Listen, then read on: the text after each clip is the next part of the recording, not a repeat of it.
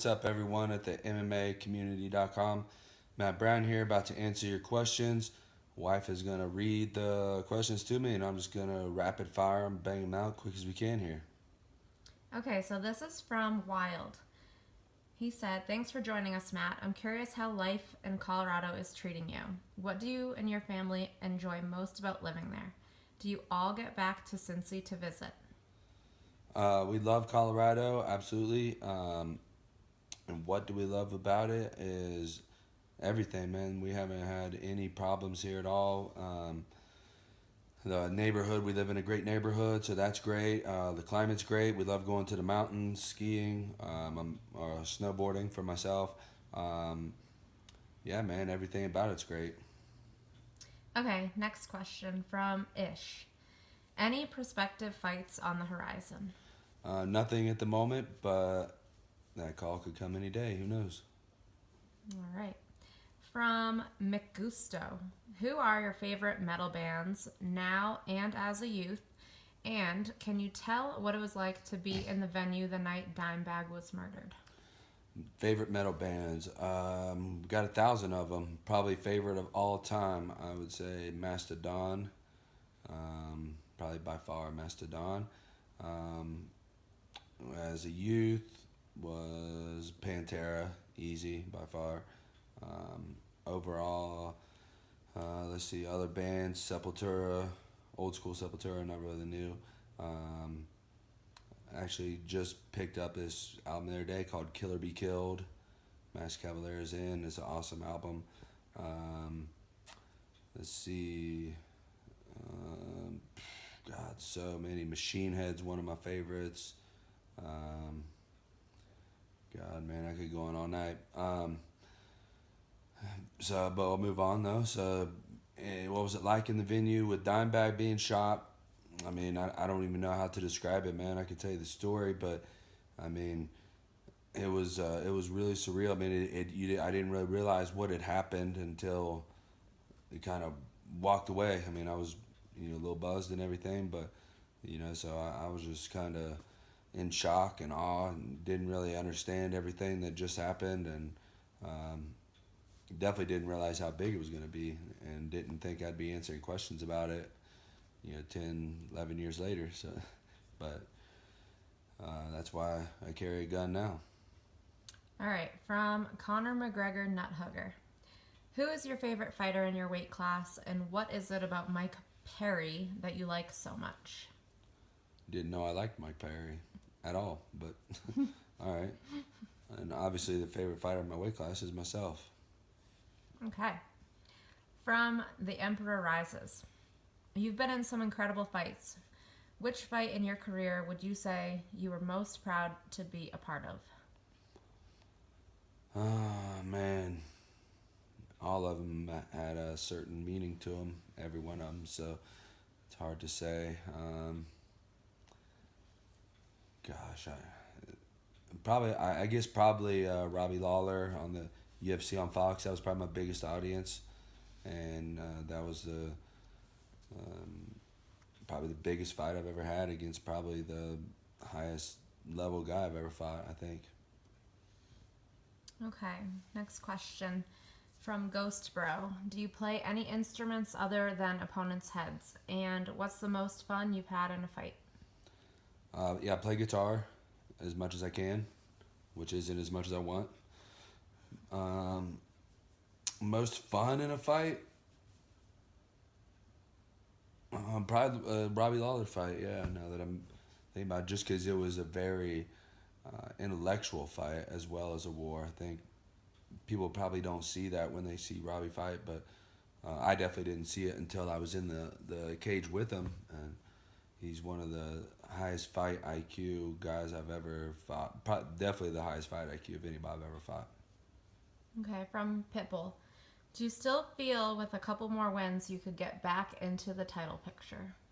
Absolutely. I don't see any reason why not. I mean, may need more than a couple. I don't know, but it's not really the purpose here. The purpose is to be a better martial artist, better person every day, and get better at life every day. From The Outsiders, what are your plans for post MMA? I don't want there to be a post MMA, so I guess you mean post fighting MMA. And the plan would be hopefully to be a very high level coach and do the same thing that I do every day right now: sweat and bleed with the guys, stay on the mats, grinding and working hard. And the only thing I'll need to change up is someone else could step in the octagon for me instead of me going in myself. I'll just be in there in spirit and live vicariously through them. All right, from Poppy Chingon. Does lime juice ruin dip? It actually doesn't. Funny enough. From Regular John. Thank you so much, Matt, for doing this. Where did you learn and who teaches you your clinch skills? Did the new weigh-in policy affect you at all? I would give my clinch skills the most credit to two people, Dorian Price and Matt Hume.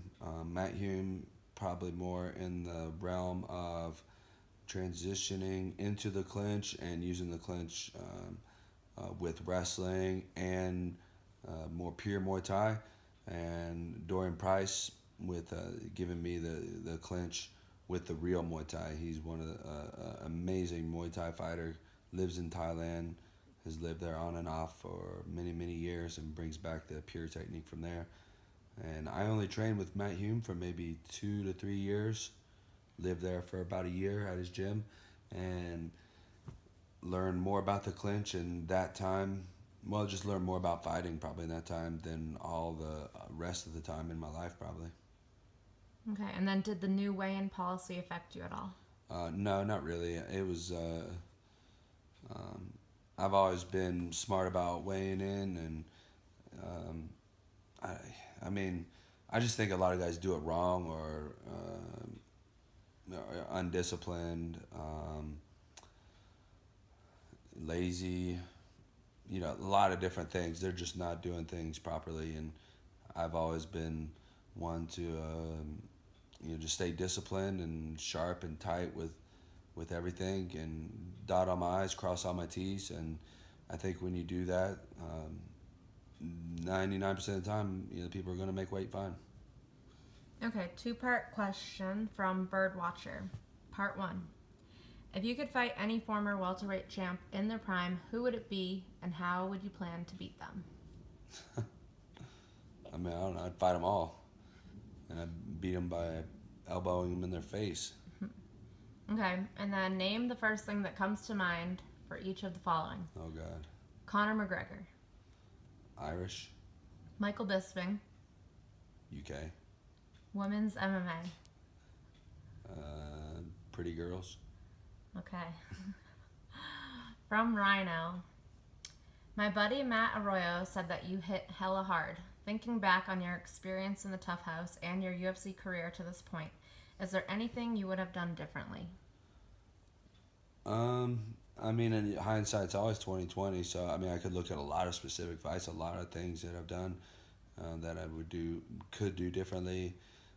If I could only change one thing over the entirety of my career, it would probably be to be more business oriented and not just simply about fighting. And I mean, I can look at guys like obviously Floyd Mayweather, at the pinnacle, and obviously Conor, these guys at the top, or even some of the other guys. Just picking their fights smarter and taking the right amount of time between fights and doing the right things on the business side. I was never one to do anything properly business-wise. I was always in this just to simply fight and have a lot of fun. And I think I could have done a lot better had I used the business to my advantage, but I didn't. So I don't regret it, though. So I think that was the question, is if I regret it, but no, okay. I don't regret it at all. Rhino has a couple more. If they continue to do the Tough Show, what would your advice be to future participants? I mean, I guess it'd be about the same advice you would give to any fighter. I mean, just know yourself before you go in there, and be yourself when you're in there, and be secure with yourself, and don't be afraid to leave it all out there. I mean, obviously, guys can lose and put on good fights and still get UFC contracts. So be Okay. yourself, and don't try to be someone that you're not. Especially in this day and age, a lot of guys are trying to kind of mimic what they see. So, for instance, Connor or other higher up fighters doing, and it just doesn't work that way. You can't really fake it. You have to be who you are. Connor is who he is, and and all the guys are, right. So you just got to be yourself, and when you do that, um, that's going to pay more dividends in the long run. Any dream fights, and have you had a dream fight that was set up but fell off the table? Um, you must be talking about a specific fight or something. I don't know. No, every fight's a dream fight. I love getting in the UFC and fighting, man. That's the dream in itself. It don't matter who's on the other side of the octagon. What do you think of Tommy Toehold's impersonations of you? I only seen one or two videos, and they were pretty funny. And yeah, I thought it was pretty funny. I don't know what the nachos thing was about. That's all I remember. Okay, Rhino said thanks for being awesome. From Cage Side Lore, what initially got you into martial arts? If you could fight one Las Vegas magician in a charity event, who would it be?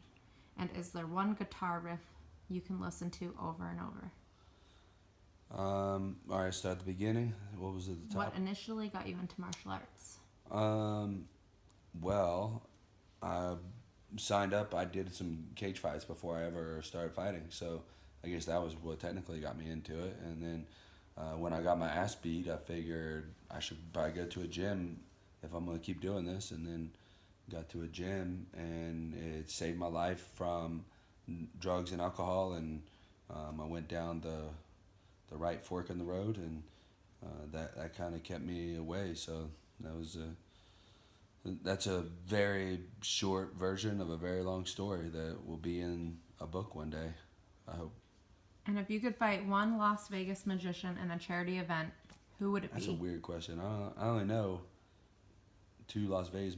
One, just David I was gonna Copperfield. say I didn't even Who think else you is could there? name any. So I guess it'd be David Copperfield. Okay. Whatever. Is there one guitar riff you can listen to over and over? Oh God, yeah. Oh man, definitely. Let me think just for a minute here. Um,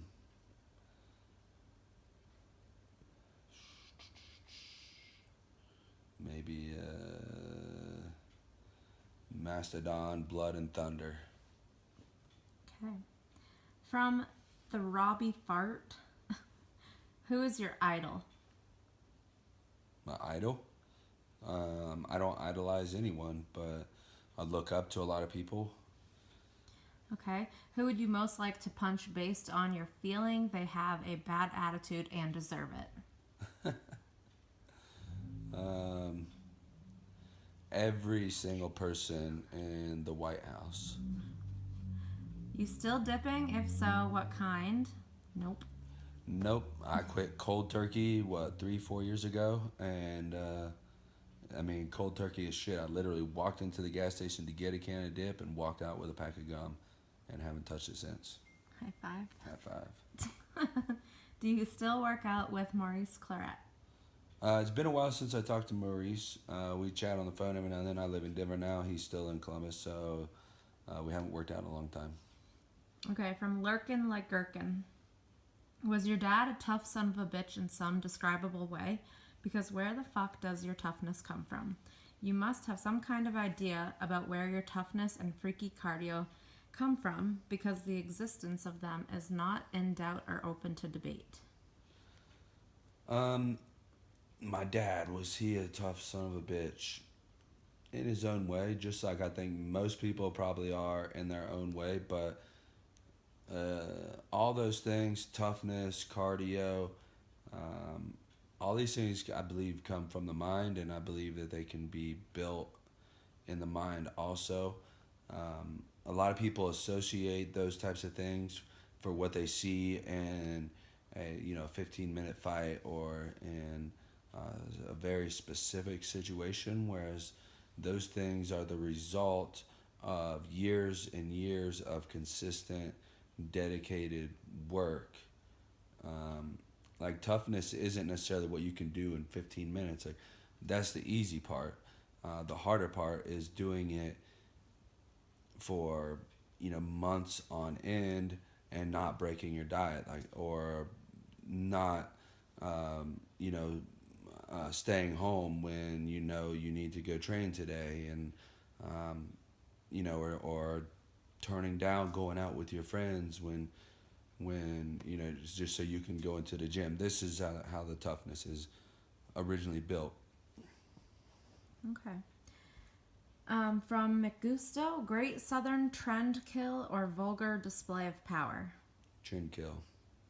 From the awkward Titan, you fought a sort of who's who of fighters at welterweight, and I'm curious as to who was the most intimidating fighter in the lead up during the fight.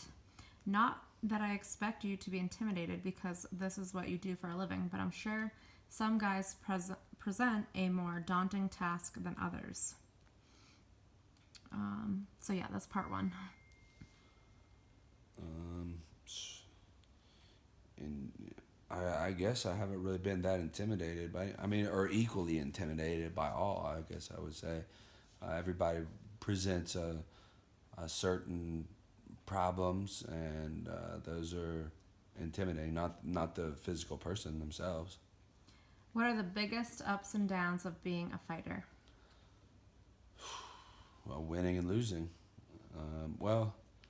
Yeah. I was trying to think of which is worse, losing or getting injured and not being able to train for a few months. But losing is definitely worse. I'd rather win and be injured. What would your advice be to someone who's struggling with drug use or addiction? Well, that's a bold or that's a broad question. It would depend on a lot of specific things, but the first thing would be just the belief, just knowing, not even just not believing, but just knowing like there's a whole world out there that you're missing. You're most likely, if you're in that world, you're probably so trapped in your own little bubble that you don't even realize the millions of beautiful things in the world that you're missing. You just don't have any idea that there is an entire world out there, and you're just one of the billions of people on this planet, and your little bubble don't mean shit. So quit crying about it and get out there and do something amazing. Okay. Last question from Ranger. How about a Carlos Condit farewell fight? Since both of you are exciting fighters and are thinking about hanging him up. Well, you want me to say farewell? Like you want me to do a farewell fight? You trying to tell me something? Whatever, I'll fight whoever. It don't matter. But I don't know what makes you think I'm thinking about hanging him up. So, yeah, I'd fight him, anyway. But I'd love to fight Condit. He's a great guy. Okay, and then Wild just said, thanks again for taking time out of your schedule for us, Matt. We greatly appreciate it. We'll be in your corner and wishing you well. Sweet. Thanks, guys.